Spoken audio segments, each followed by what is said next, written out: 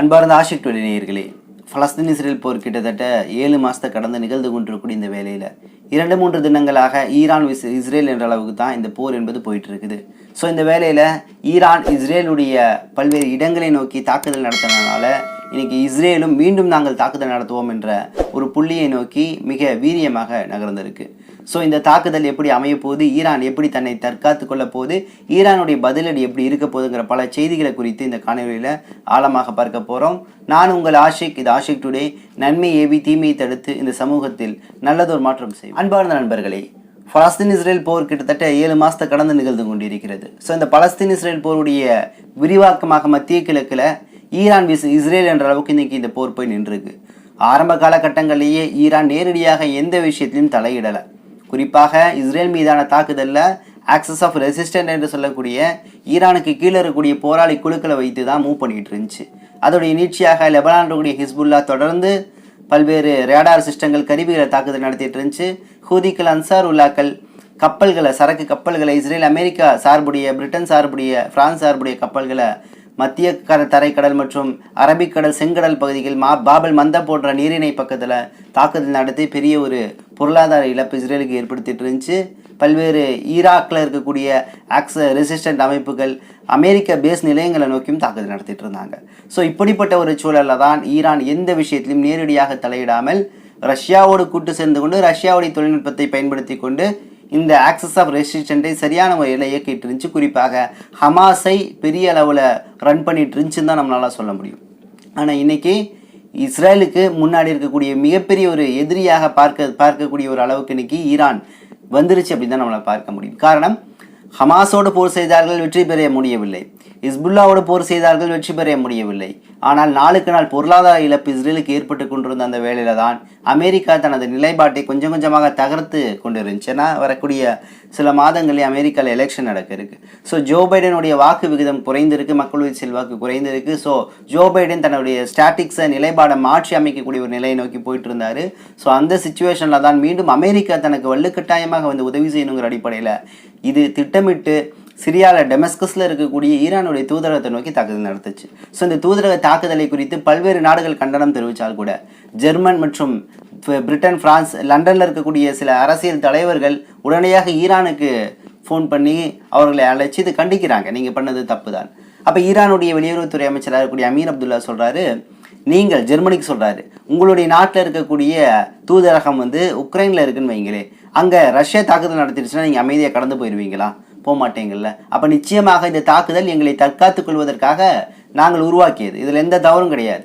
அது மாதிரி லண்டனில் இருக்கக்கூடிய சில குறிப்பாக பதிலுக்கு இமானுவேல் மேக்ரான் கேட்குறாரு, நிச்சயமாக ஈரான் மேலே நடவடிக்கை எடுக்கணும், இஸ்ரேல் மேலே நடத்தின தாக்குதல் என்பது மிகப்பெரிய தவறு அப்படின்னு கேள்வி அவர் வந்து பதில் சொல்கிறார். அப்போ பத்திரிகையாளர் கேட்குறாரு, சரி இப்படி கேள்வி கேட்குறீங்களே, இதே உங்களுடைய நாட்டில் பிரிட்டனுக்குள்ளேயோ உங்களுடைய தூதரத்துக்குள்ளேயோ ஒரு நாடு வந்து தாக்குதல் நடத்திடுச்சுன்னா நீங்கள் என்ன பண்ணுவீங்க அப்படின்னு கேட்ட கேள்விக்கு நாங்கள் திருப்பி பதிலடி கொடுப்போம் அப்படின்னு சொல்லக்கூடிய ஒரு விஷயத்தை இமானுவேல் மேக்ரான் சொல்கிறாரு. ஸோ அப்போ இப்படிப்பட்ட இரட்டை நிலைப்பாடோடு தான் இருக்கிறாங்க இன்னைக்கு. உக்ரைன் மீது தாக்குதல் நடத்துச்சுன்னா வலுக்கட்டாயமாக வந்து அங்கே சப்போர்ட் பண்ணுறாங்க. இதே ரஷ்யாவுடைய நிலப்பரப்பு மேலே இவ்வளவு நாட்கள் உக்ரைன் தாக்குதல் நடத்துச்சு, ஏதாவது கண்டனங்கள் வந்து இந்த மேற்குலக நாடுகள், பிரிட்டன், பிரான்ஸ் போன்ற நாடுகள் கொடுத்துச்சா, கண்டனம் தெரிவிச்சான்னு கேட்டால் நிச்சயமாக கிடையாது. அப்போ மேற்குலக நாடுகள் எல்லாமே இரட்டை நாக்குடைய நிலையில் இரட்டை நிலைப்பாடு தான் செயல்படுது அப்படிங்கிற விஷயத்தை அழுத்தம் திருத்தமாக நம்மளால் இங்கே பார்க்க முடியுது. ஸோ இப்படிப்பட்ட சூழலில் தான் இன்றைய தேதியில் இன்னைக்கு ஈரானுடைய தாக்குதலுக்கு பதிலடியாக இஸ்ரேல் மிகப்பெரிய அளவில் ஒரு தாக்குதலை நடத்தணும்னு சொல்லிட்டு மேற்குலக நாடுகள் எல்லாமே அழைப்பு விடுத்து அதற்கான வேலையில் ஆயத்தமாயிட்டு இருக்கு. ஸோ ஈரான் சும்மா தாக்குதல் நடத்தலை. ஈரானுடைய தாக்குதல் கிட்டத்தட்ட 20 ஆண்டு காலமான ஒரு தவம், சொல்ல போனால் ஒரு காத்திருப்புன்னு சொல்லலாம். நிச்சயமாக மத்திய கிழக்கில் இந்த அமெரிக்க நாட்டாமை விரட்ட வேண்டும் என்பதுதான் எங்களுடைய ஆசை. மத்திய கிழக்கில் பார்த்தீங்கன்னா இருக்கக்கூடிய எல்லா இஸ்லாமிய நாடுகளையும் அமெரிக்காவுடைய பேஸ் இருக்கும். Iran, Iraq, Syria, Jordan, Lebanon போன்ற பல இடங்கள்ல இருந்துச்சு. குறிப்பாக இன்னைக்கு லெபனானில் கிடையாது, ஈரானில் கிடையாது. ஈராக்கில் கிட்டத்தட்ட அவங்க வந்து ஆக்கியூபைடு, அபகரித்து தான் வச்சுருக்காங்க ஈராக்கில். ஸோ ஈராக்கில் வந்து அவங்களுடைய அரசுடைய அனுமதியோடு அங்கே கிடையாது. சிரியாலையும் அதே போல தான். ஆனால் இன்னைக்கு யுஏஇ, சவுதி போன்ற நாடுகளில் இஸ்ரேலுடைய தூதரம், அமெரிக்க தூதரம் இருந்து கொண்டிருக்கு. அப்போ மத்திய கிழக்கில் தங்களது அடிமையாக இருக்கக்கூடிய சில இஸ்லாமிய நாடுகளை பயன்படுத்தி தான் இன்னைக்கு இஸ்ரேல் என்ன பண்ணியிருக்கு, ஒரு மிகப்பெரிய தாக்குதலை சிறிய டெமஸ்கஸில் ஏற்படுத்தியிருக்கு. இப்போ இந்த இரண்டாவது தாக்குதல் ஈரானை நோக்கி நடத்தக்கூடிய தாக்குதல் கூட சொல்லப்போனால் இந்த இஸ்லாமிய நாடுகள் சவுதி அரேபியா மற்றும் யுஏஇயுடைய உதவியோடு தான் செய்யுது. கோல்டன் விஷன் என்று சொல்லக்கூடிய திட்டத்தின் அடிப்படையில் மௌனமாக இருந்த இந்த UAE, சவுதி அரேபியா போன்ற கோழைகள், அயோக்கியர்கள் இன்னைக்கு வெளிப்படையாக ஒத்துக்கொள்கிறார்கள். ஆம், ஈரான் அனுப்பிய அந்த ஷாஹத் 136 போன்ற ட்ரோன்கள் மற்றும் பெலஸ்டிக் மிசில்களில் பல மிசைல்களில் நாங்கள் தான் இடைமறிப்பு செய்தோம் சொல்லிட்டு இன்னைக்கு சவுதி அரேபியாவும் மற்றும் இன்னைக்கு UAE போன்ற நாடுகளை இன்னைக்கு ஒத்துக்கொள்கிறார்கள். இதே போன்ற ஜோர்டானுடைய தலைவர் 2ஆம் அப்துல்லா ஓப்பனாக சொல்கிறாரு, நான் வந்து இஸ்ரேல் பக்கம் தான் நிற்பேன். இவர் பண்ண காரியத்தில், அதாவது ஈரான் அனுப்பிய ஷாஹத் 136 ட்ரோன் போன்ற பல்வேறு பிளாஸ்டிக் ட்ரோன்களை இடைமறிப்பு செய்து அம்மானுடைய நகரத்தில் வெடிக்க செய்ததன் விளைவாக 3 பொதுமக்கள் இறந்திருக்கிறாங்க. ஸோ இப்படிப்பட்ட ஒரு இடைமறிப்பில் வந்து இஸ்ரேலோட கைகோர்த்து ஜோர்டானுடைய தலைவர் 2ஆம் அப்துல்லா செயல்பட்டனால இஸ்ரேல் இன்னைக்கு ஒரு ஆஃபர் கொடுத்துருக்கு.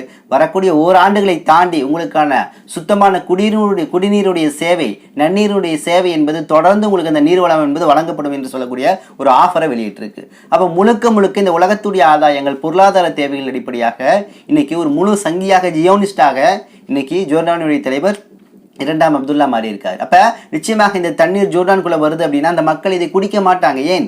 இது முற்றிலுமாக ஹராமான ஒரு தண்ணீர். மக்களை பொதுமக்களை கொலை செய்து இனஅழிப்பு செய்த மூலம் கிடைக்கக்கூடிய ஒரு தண்ணீர். ஈரானுடைய மிகப்பெரிய தொழில்நுட்பங்கள், ஒரு போராட்டங்களை இடைமறிப்பு செய்து அதன் மூலம் கிடைத்த தண்ணீர். அதனால் நிச்சயமாக ஜோர்டானுடைய மக்கள் இதை ஏற்றுக்கொள்ள மாட்டார்கள் என்பதுதான் உண்மை. கூடுதலாக ஜோர்டான் மட்டும் கிடையாது, மேற்குலக நாடுகளாக கூடிய பிரான்ஸ், பிரிட்டனு, இன்னும் வந்து அமெரிக்கா போன்ற நாடுகள், அதே போன்ற இஸ்லாமிய நாடுகளாக மத்திய கிழக்கில் இருக்கக்கூடிய UAE ஆகட்டும், அதே மாதிரி நான் சொன்ன ஜோர்டான் ஆகட்டும், இன்னும் வந்து சவுதி அரேபியா, இந்த நாடுகள் எல்லாமே இன்னைக்கும் இந்த திட்டத்தில் இருக்காங்க. எப்படியாவது இஸ்ரேலை பாதுகாக்கணும். அமெரிக்கா, இஸ்ரேல் தரப்புலேருந்து எந்த ட்ரோன்கள் அனுப்பப்பட்டாலும் நமது வான் பாதுகாப்பு நிலையத்தில் வரக்கூடிய சமயத்தில் அதை இடைமறிப்பு செய்யணும் அப்படிங்கிறதா எங்களுடைய இலக்காக காணப்படுது. ஸோ இப்படிப்பட்ட சூழலில் தான் இன்னைக்கு இஸ்ரேல் மீண்டும் பல்வேறு கருவிகளை பயன்படுத்தி தாக்குதலுக்காக ஈரானுடைய தலைநகரமாக இருக்கக்கூடிய தெஹ்ரானில் இருக்கக்கூடிய பல்வேறு இடங்கள், குறிப்பாக அணு